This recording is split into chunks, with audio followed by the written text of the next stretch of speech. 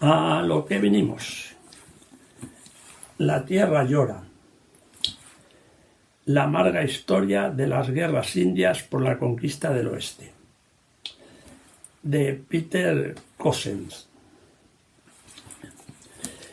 En este libro tiene vocación universalista, digámoslo así, o sea, va a recoger todas las guerras indias, o por lo menos los enfrentamientos bélicos más importantes que se dieron en el territorio de los Estados Unidos de norte a sur, de este a oeste. Realmente no hubo grandes batallas, ¿no? Eran más bien batallitas. Bueno, hubo alguna batalla importante, que lo podemos considerar, pero en general esas grandes batallas entre dos ejércitos multitudinarios que enfrentados en un campo de operaciones con un frente determinado, esto no, en general no era así. Estamos hablando de batallitas, de guerras de guerrillas, de asaltos, de emboscadas, de combates, de choques, incluso hoy en día consideraríamos algunos de estos choques, como actos terroristas, perfectamente. Hoy estarían, lo definiríamos así, de esta manera, ¿no?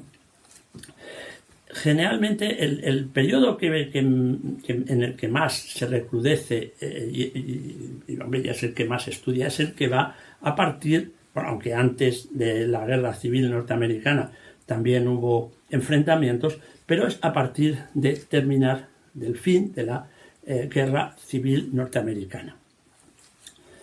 Vamos con las tribus indias. Las tribus indias eran muchas, variadas, de diferentes costumbres, de diferentes idiomas. Había tribus que eran más violentas y otras eran más pacíficas. En general no estaban unidos los indios, todo lo contrario. Entre ellos se llevaban mal, inclusive tenían guerras entre ellos. Los indios muchos de estas tribus estaban muy acostumbradas a la guerra y a la lucha, porque se estaban enfrentando con otros indios de otras tribus. Se enfrentaban pues por el dominio del territorio, por los lugares de caza, tenían enfrentamientos para también raptar mujeres, niños, en fin, esto ya entre ellos se daba, ¿no? Con lo cual estaban acostumbrados a ese mundo, vamos a decirlo así, violento.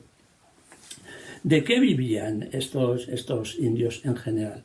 Pues eran nómadas, vivían del nomadismo en general. Digo, no, a lo mejor no todos, había alguna tribu que a lo mejor no, pero en general eran nómadas, vivían de la caza, de la pesca, de la recolección, tenían un poco de agricultura, muy poco, y una de las materias primas importantes era el búfalo, la caza del búfalo, porque el búfalo les permitía tener carne, piel con el que se hacían vestidos, incluso la usaban para la construcción de sus tiendas. Todos no vivían en tiendas hechas con pieles, eso ha quedado esa imagen del tipi de la tienda cónica, pero no era así. Cada tribu tenía sus costumbres. Hay quien se hacía sus viviendas con barro o con ramas, en fin, pero usaban las pieles para esto, las pieles del búfalo. Usaban la grasa, usaban los huesos para construir armas. En fin, el búfalo era su principal materia prima. Y el búfalo vamos a ver que va a ser exterminado por los blancos, entre otras cosas, para acabar con ese medio de vida que tenían los indios, entre otras cosas, ¿no? También es porque el búfalo era molesto y porque esas praderas las necesitaban para luego las vacas, para los grandes ranchos. Y era también molesto en el trazado de las vías ferroviarias porque el búfalo se cruzaba, en fin. Entonces exterminaron el búfalo por 3 motivos, pero uno de ellos era para dejar sin alimento a los indios. Algunos de estos indios, como decíamos, como estaban enfrentados, colaboraban con el ejército norteamericano. eso lo vamos a ver cuando hablemos del ejército. Colaboraban también con ellos, porque, a ver, ellos se refugiaban en el ejército americano o colaboraban con este ejército porque luchaba contra otra tribu que era enemiga de ellos y que los había intentado, bueno, les había robado sus territorios, les había raptado a sus mujeres, les había robado sus animales, etcétera, ¿no? Entonces, claro, ellos se ponían del lado del ejército norteamericano para acabar con sus enemigos. A estos indios se les va a intentar meter en reservas. En un principio, estas reservas eran bastante amplias, se les daba una parte de su territorio bastante amplio, pero a medida que el colonialismo del hombre blanco va a ir avanzando, las reservas se van a ir reduciendo, incluso se les va a ir expulsando de sus tierras y se les va llevando a las reservas, se van a ir situando en terrenos pues baldíos. Precisamente se les sitúa ahí porque es el terreno que no quiere nadie. Por eso se les va ubicando en estas reservas. Se les va arrebatando todo su territorio. Ellos, los sitios, no tenían una concepción de que ese territorio tuviera propiedad. Ellos pensaban que la tierra era de todo el mundo. O sea, ¿cómo vamos a ser propietarios de la tierra o del cielo, del agua? Eso no lo entendían esto, ¿no? Esto, claro, les creaba un choque cultural enorme con el hombre blanco que sí reclamaba sus tierras, incluso las iba acotando, etcétera, ¿no? Y eso no solo era un choque ya bélico, porque se le arrebataba sus tierras, sino también cultural y mental. Como decíamos, se les va a ir desde en la reserva, casi desde el principio. Se van a ir creando reservas para ir desplazando a los indios desde el principio. Y ya digo, a medida que se les va arrebatando el territorio, a medida que el colonialismo, por sus necesidades, porque primero pues a lo mejor en esas tierras han encontrado minas de oro o de plata, o los terrenos son buenos o aptos para la ganadería o para la agricultura, siempre del hombre blanco, claro, siempre del norteamericano, vamos a decirlo así, el hombre blanco, que es como lo llamaban ellos, rostros pálidos, hombre blanco. O tienen que hacer por ahí trazados de líneas de tren, lo que fuera. El caso es que a estos indios se les iba apartando, se les iba desplazando. En estas reservas en las que se les metía, que como digo, al final era una tierra baldía, ¿no? En esta reserva allí se les dejaba a los indios, se decía, bueno, aquí tenéis que estar, nosotros os proporcionamos comida, vosotros en un principio, más adelante tendréis que ser autónomos, pero en un principio la comida os la vamos a proporcionar nosotros, pero os tenéis que dedicar a la agricultura. Cuando la agricultura, ya digo, excepto alguna tribu por ahí que tenía no se dedicaban a ella, no eran granjeros, no eran agricultores, es que no, era una costumbre que no, y luego os tenéis que adaptar, claro, a nuestras costumbres, o sea, aunque estéis en nuestras reservas, pero tenéis que seguir nuestras costumbres, con lo cual las vuestras también las vais a perder. Entonces ahí se les iba desplazando. ¿Qué sucedía? Que estos lugares no eran lugares aptos. Y además las raciones que les mandaban eran escasas. Y a veces en algunas reservas los encargados de estas reservas eran corruptos, o sea, se quedaban con parte de estas raciones y de los que le mandaban para hacer luego ellos negocios, con lo cual en las reservas que se encontraban, pues se encontraban muchas veces el hambre, la enfermedad, el frío, en fin, y morían de hambre y de enfermedad y de frío. También en sus campamentos les pasaba igual, porque como les fueron acorralando, les fueron matando su medio de subsistencia, etcétera, pues claro, la mortandad de hambre, frío y enfermedad va a ser bastante grande. Los que no admitían estar en reservas, pues claro, se rebelaban, se levantaban, si estaban en una reserva se escapaban, Y claro, este era el problema. Ahí originaban sus problemas porque claro, se dedicaban al robo, a los ataques, a los ranchos, a los colonos, a los granjeros, a las caravanas, a las diligencias. Y hombre, claro, y al ejército americano, que si mandaban, justamente el ejército estaba para eso, para reprimirlos, pues se enfrentaban con este ejército. Ellos empleaban una extrema crueldad, hay que decirlo. Empleaban una crueldad enorme, pero es que resulta que la manera de luchar del indio era muy cruel. No solo es que lo emplearan con los blancos, es que lo empleaban también cuando luchaban contra otras tribus. Ellos, bueno, lo de arrancar la cabellera, que lo hemos visto en cantidad de películas, pero no solo eso, eran violaciones, mutilaciones, una cosa, raptos de mujeres, si eran mujeres jóvenes, y también de niños, que a veces se los llevaban y si no, pues los mataban, pero con una crueldad brutal, lo cual, claro, alimentaba luego la prensa y a los políticos norteamericanos que consideraban que estos indios eran salvajes. Hay que decir una cosa, a los indios en determinados periodos de estas guerras y de esta historia les consideraban menos que a un animal, vamos a decirlo así. O sea, los norteamericanos, vamos a hablar de norteamericanos, no vamos a estar con hombre blanco y tal, les consideraba que tenían menos valor que un animal.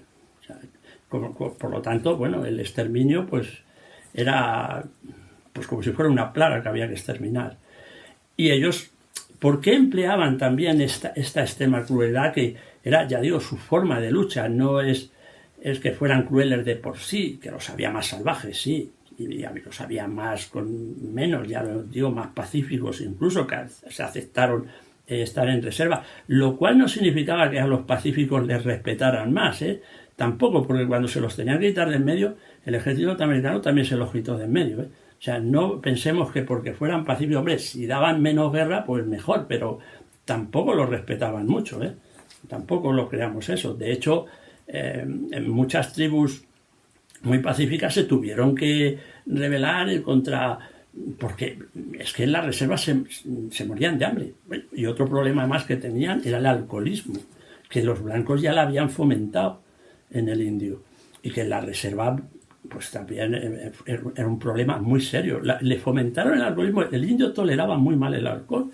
Caso que se hacía adicto, pero lo toleraba muy mal. Enseguida, claro, ¿y qué se dieron cuenta los comerciantes blancos? Primero que ganaban un dinero y luego el ejército también se dio cuenta, claro, un indio borracho en malas condiciones era un mal... Era fácil, era un enemigo fácil, era una presa, era un mal soldado, ¿no? Los indios eran grandes soldados, están habituados a luchar, pero cuando estaban en condiciones, claro, si usaban el alcoholismo, bajo la influencia del alcoholismo eran muy fáciles. Entonces se fomentó mucho el alcoholismo entre ellos precisamente porque les daban menos guerra y eran más fáciles de cazar o de matar o de reducir. Decíamos, empleaban una gran crueldad, pero es que ellos en su mentalidad pensaban que empleando esta crueldad enorme el hombre blanco iba a tomar un terror tal que que se iba de sus tierras y no iba a aparecer, y se equivocaban, porque por mucha crueldad que emplearan siempre aparecían grandes partidas de hombres blancos. De hecho, ellos también se van a dar cuenta con el tiempo que lo tienen muy difícil y que prácticamente van a ser derrotados, pero es su tierra y tienen que luchar por ella. Pero saben, yo creo que llega un momento en que los propios jefes indios saben que lo tienen muy difícil, porque ven el poder del hombre blanco, ven cómo avanza, ven su tecnología, lo tienen muy difícil. La otra parte es el ejército norteamericano, el ejército que sobre todo sale de la guerra civil entre el norte y el sur. Ahí es cuando más o menos el ejército se va tomando cuerpo, un ejército de la Unión.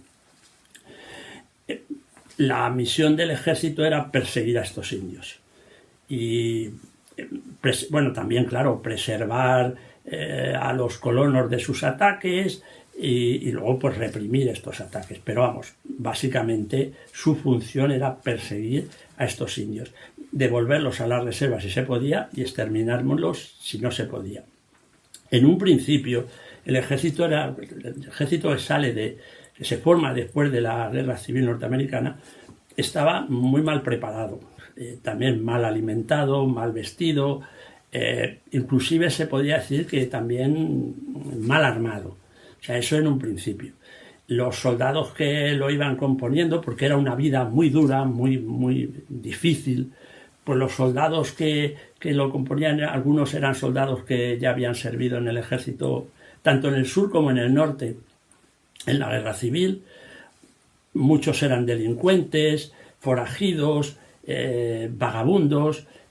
Este tipo de soldados abundaba. Había también regimientos de soldados negros. El 10º regimiento era de soldados negros, se lo llamaban los soldados búfalo, porque claro, era también un medio de vida para ellos. Ojo, a los soldados negros se les pagaba mucho menos que al soldado blanco y le tocaban las peores operaciones. Ya digo, le llamaban los soldados búfalos y les tocó pelear con los indios en las operaciones más difíciles y más complicadas y los que dejaban también más su vida. También dentro del ejército estaban los indios, había indios de diferentes tribus, inclusive de diferentes clanes, aunque fueran de la misma tribu, porque ya digo que los indios estaban desunidos y esto también favoreció mucho al ejército el poderlos perseguir. Estaban desunidos, pocas veces se unieron, pocas veces, y eso, la desunión le venía de perlas, pero inclusive entre indios de la misma etnia. Por ejemplo, los apaches, no todos estaban unidos, había grupos de apaches que actuaban por su cuenta, estaban enfrentados a otros grupos, es decir, esta desunión, ya digo, al ejército le vino muy bien y la fomentó.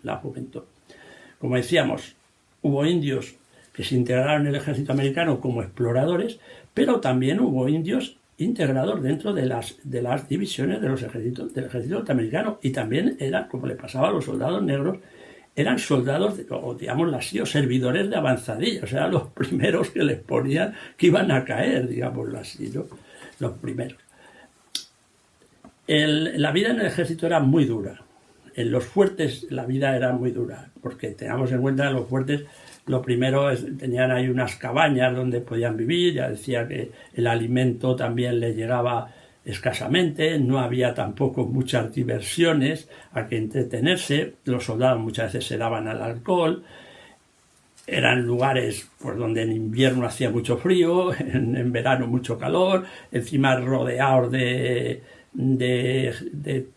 indios hostiles, en fin, era complicado, y eso llevaba a que el número de desertores en el ejército era bastante alto. Por ese tipo de vida tan complicada y tan difícil. Para no alargar mucho más el vídeo, el ambiente que se vivía, el ambiente social, el ambiente político, el ambiente militar, incluso el ambiente dentro de la prensa, de los periódicos. Hombre, había algún sector que sí que abogaba por los indios y que era crítico con lo que se hacía, ¿no? Con las decisiones que se tomaban, pero era un sector muy minoritario, y este sector en general no renunciaba a que los indios estuvieran en reservas. Ellos lo que querían es que los indios, o sea, que se queden en reservas y ahí se adapten a nuestras costumbres, olviden estas costumbres salvajes, las tienen que olvidar, su religión, es lo que quería decir. Pero en general, lo que predominaba era pues un pensamiento o una intención de exterminio. Así de simple. Era así. En lo que había, tanto en los políticos como en los mandos militares, ya digo que la sociedad lo reclamaba, y la prensa, incluso prensa, es curioso leer prensa, que a lo mejor condenaba una acción, pero que luego, cuando había una respuesta de los indios a esa acción, los artículos siguientes y los titulares era que había que acabar con ellos porque eran alimañas y había que exterminarlos. Es decir, la pregunta es, ¿hubo alguna tribu y tal, o clan que fue exterminado, pues sí, hubo alguna tribu o clan que fue exterminado, porque, ya digo, también estas tribus, estos clanes eran, como estaban divididos, eran pequeños, ¿no? Tenían su pequeño jefe y tal, no es que fuera de gran... Claro, a la persecución del ejército le unes ellos tenían que huir, esconderse y tal, a veces en el lugar donde estaban a lo mejor no encontraban su alimento y tal, lo que decíamos antes, la enfermedad, el hambre y tal, unido, claro, a tener que luchar contra el ejército norteamericano, pues al final alguna tribu absolutamente, o alguna etnia, aunque fuera pequeña, absolutamente desapareció, o sea, la exterminaron. Y la intención era esa, o sea, las reservas fue un mal menor, un mal menor. En el libro también nos van a aparecer, evidentemente, pues los personajes, muchos de ellos muy conocidos, tanto de jefes indios como mandos del ejército, el séptimo de caballería, le tenemos que citar porque lo hemos visto en tantas películas, el general Custer, que también le hemos visto en tantas películas, Toro Sentado, Jerónimo, en fin, todos estos personajes también están aquí, que es un libro sobre esta materia. Yo creo que es muy completo, muy interesante de leer y muy recomendable. Simplemente una verdad de perogrullo, voy a decir, pero es historia militar, es historia bélica. Lo digo porque, claro, no lo vayamos a confundir, pensemos que, yo qué sé, porque es un libro sobre antropología india o sobre o política, ¿verdad? Bueno, por cierto, hablando de política, los tratados, también también le dedica páginas a los tratados que, para decirlo pronto, en fin, no, los tratados eran papel mojado, vamos a decirlo así. Los tratados, el hombre blanco los firmaban con los indios muchas veces no sabían ni lo que estaban firmando, o sea, les contaba una cosa, lo que les dijeran los intérpretes, que también los intérpretes pues contaban alguna vez las cosas según les venían ganas. Una cosa es la que decía y otra cosa es la que contaban, que también estas confusiones también trajeron luego batallas y enfrentamientos, claro. Estas confusiones de algún intérprete que no se sabe muy bien si lo hacía aposta o es que se equivocó. Pero bueno, y los indios muchas veces no sabían ni lo que firmaban.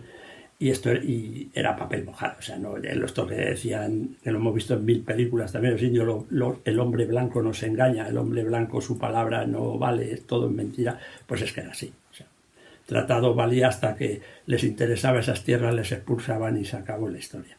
No había más.